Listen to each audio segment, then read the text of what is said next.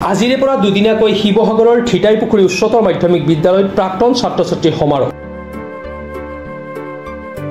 সমাৰোহৰ সৈতে সংগতি ৰাখি ৬৭খনকৈ পতাকা উত্তোলন, হাৰ্ট অফ জুবিন গাৰ্গ আৰু সুধাকণ্ঠ ডক্টৰ ভূপেন হাজৰিকাক শ্ৰদ্ধাঞ্জলি জ্ঞাপন।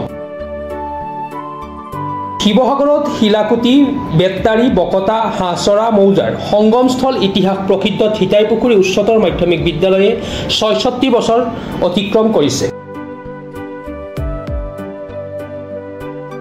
উচ্চ মাধ্যমিকৰ পৰা উচ্চতৰ মাধ্যমিক বিদ্যালয়লৈ উত্তৰণ হোৱা এই দীঘলীয়া পৰিক্ৰমাত কেইবা হাজাৰ ছাত্ৰ-ছাত্ৰীয়ে জ্ঞানৰ আলোকেৰে উদ্ভাসিত হৈ নিজৰ লগতে সমাজ জীৱনলৈ অৱদান আগবঢ়াইছে। অগ্ৰজ অনুজ প্ৰাক্তন ছাত্ৰ-ছাত্ৰীসকলৰ মাজত সান্নিধ্যৰ সুবাস, স্মৃতি ৰমন্থন তথা ভাৱৰ আদান প্ৰদান কৰাৰ লগতে শিক্ষাগুৰুসকলক শ্ৰদ্ধা নিবেদন কৰাৰ মানসেৰে আজিৰে পৰা দুদিনীয়াকৈ ধিতাইপুখুৰী উচ্চতৰ মাধ্যমিক বিদ্যালয়ত প্ৰাক্তন ছাত্ৰ-ছাত্ৰী সমাৰোহ অনুষ্ঠিত হয়।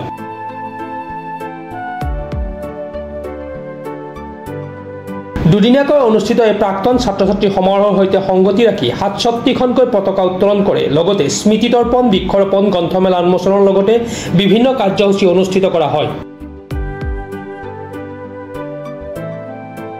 অসমীয়াৰ হিয়াৰ আমঠু হাৰ্ট অফ জুবিন গাৰ্গ আৰু সুধাকণ্ঠ ডক্টৰ ভূপেন হাজৰিকাক শ্ৰদ্ধাঞ্জলি জ্ঞাপন কৰা হয় এই প্ৰাক্তন ছাত্ৰ-ছাত্ৰী সমাৰোহত। চনতে প্ৰতিষ্ঠা হোৱা বেটবাৰী, বকতা, হাঁহচৰা, শিলাকুটি ৪টা মৌজাৰ সংগমস্থলত উপস্থিত ঐতিহ্যমণ্ডিত ধিতাইপুখুৰী উচ্চতৰ মাধ্যমিক বিদ্যালয়ৰ আজি প্ৰাক্তন ছাত্ৰ-ছাত্ৰী সমাৰোহৰ আজি প্ৰথম দিনৰ কাৰ্যসূচী ইতিমধ্যে আৰম্ভ হৈছে আৰু আজি মূল তোৰণৰ অনুষ্ঠান আৰম্ভ হোৱাৰ লগে লগে আমি ৬৭ বছৰ অতিক্ৰম কৰা বিদ্যালয়ৰ ৬৭খন পতাকা, স্বনামধন্য আমাৰ বিভিন্ন ছাত্ৰ-ছাত্ৰী যিসমূহ বিশ্বৰ বিভিন্ন প্ৰান্তত সিঁচৰিত হৈ আছে, বিভিন্ন কৰ্মসূত্ৰে নিজৰ ব্যৱসায়িক সূত্ৰেই হওক, তেখেতসকলে আহি পতাকা উত্তোলন কৰি আজি আমাৰ এই প্ৰাক্তন সন্মিলনখনি শুভাৰম্ভ কৰিছে। সকলোকে আমি এই মুহূৰ্তত ধন্যবাদ জনাব লাগিব। আৰু ইয়াৰ লগে লগে আৰু আমাৰ আজি বিভিন্ন কাৰ্যসূচী আছে, বিশেষকৈ শৈক্ষিক দিশৰ ওপৰত বিভিন্ন ধৰণৰ যোগাত্মক বিষয়ৰ ওপৰত আজি আলোচনা চক্ৰ আছে। ক্ৰমান্বয়ে এই বিষয়খিনিৰ ওপৰত আমাৰ আলোচনা চক্ৰ অনুষ্ঠিত হ'ব। অসম সাহিত্য সভাৰ সন্মানীয় মুখ্য প্ৰধান সম্পাদক ডাঙৰীয়া আহিব। ইয়াৰ উপৰিও সংবাদ জগতৰ সন্মানীয় যুৱ সাংবাদিক ৰাজদীপ বাইলুং বৰুৱাৰ লগতে আমাৰ জগন্নাথ বৰুৱা মহাবিদ্যালয়ৰ সন্মানীয় উপাচাৰ্য আমাৰ জ্যোতিপ্ৰসাদ শইকীয়া ডাঙৰীয়াৰ লগতে বিভিন্নজন এই অনুষ্ঠানলৈ আহিব। বিভিন্ন ৰাজনৈতিক নেতাসকলো ইয়ালৈ আহিব। তেখেতসকলক আমি সকলোকে স্বাগতম জনাইছোঁ। মূলতঃ এটা এই অঞ্চলৰ এটা শৈক্ষিক অনুষ্ঠানখনত বা শৈক্ষিক পৰিৱেশটো বা আমাৰ নৱপ্ৰজন্মক শিক্ষাৰ ক্ষেত্ৰত বা চৰকাৰী বিদ্যালয়সমূহৰ উন্নয়নৰ ক্ষেত্ৰত আমি প্ৰাক্তনসকলে বা ছাত্ৰ-ছাত্ৰীসকলে, জ্যেষ্ঠসকলে কিদৰে আমি অৰিহণা আগবঢ়াব পাৰোঁ এই বিষয়ৰ ওপৰত চিন্তা চৰ্চা কৰিয়েই আজি প্ৰাক্তন ছাত্ৰ-ছাত্ৰী সমাৰোহখন আয়োজন কৰা হৈছে। নাজিৰাৰ পৰা Zulfikar Ali report, Pratah time digital. অসমৰ নপুৰণি কবি সাহিত্যিকৰ বাবে সুখবৰ।